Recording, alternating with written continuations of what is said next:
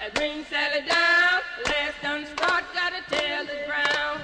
Bring Sally up, bring Sally down, last done start, gotta tell the ground. Sally up, bring Sally down, last done start, gotta tell the ground. And I think this is why I love the book of James so much in the Bible. Go out, be people of action. You're Christians, you're active, you're busy, you should be doing. It's nice to sit, read, and study, and there are those that do that and do it quite well, and it's necessary. There are teachers and we need them, but it's not enough just to read about it. You have to go out and teach people about it. You have to get out and do something about it. I think the book of James is very relevant of our times. People say the Bible is this and that, but that is one book that is so relevant, and we're not seeing that.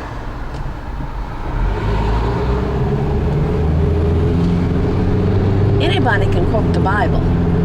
Anybody can. Read and memorize. That's all that takes. But I don't want to sit and read and quote Bible verses and don't live those verses. If I'm going to say them, I'm going to be doing what they say. And I've learned that too, because I didn't do that before either. And then some of the quotes from the Bible, I understand them more because I'm out there. And I'm doing. I'm being a doer. And the imperfections I see in the street people, I find in myself. But just at a different location. And I think, what would my life would have been if I didn't, do all this? It's just, no. I'm tired, I'm cold, I'm hungry. A lot of times when I come in, I flop down and I think, oh my gosh, my life is worth something, And I realize too that those that have the least, their life is worth just as much as somebody who has. I see what type of homeless person they are. If I see they're a senior, or if I see they're one with a disability, a mental disability, and they can qualify for SSI, I get them their SSI so they can have a monthly check coming in, okay? Then that's one way. And then if I know they can't work for somebody and they can't, and their health is bothering them and they're at an age or they have another physical disability, sometimes nursing homes. Sometimes they're permanent residents of nursing homes. Some who are mentally disadvantaged belong in group homes. So I get those in group homes. Some that do not qualify under that, but there are some other men out on the street that if I put them together and they have a work, they can share an apartment. So I get them little entrepreneurships like tearing down boxes during rush hour for restaurants downtown. And they pull their money and they get a place to stay. I try to think outside the box, a little creative, okay?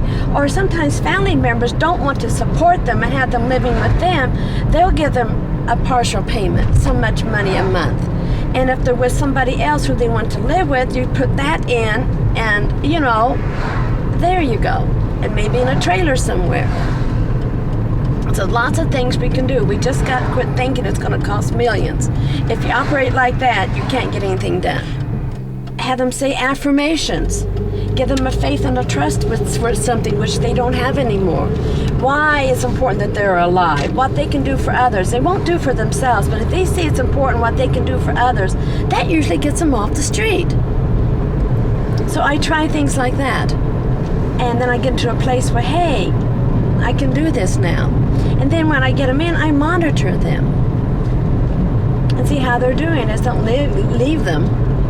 You got to make them stronger. Affirmations are very, very important. And I had them pray for me. They'll say, oh, Miss Park, pray for me. I said, no, you pray for me. Well, I got them doing something. Or help me do this and that. And that's how I do it. And that's the way it can be done. It isn't that hard. But you got to stay with it. You got to change your way of doing and thinking. That's all we need to do.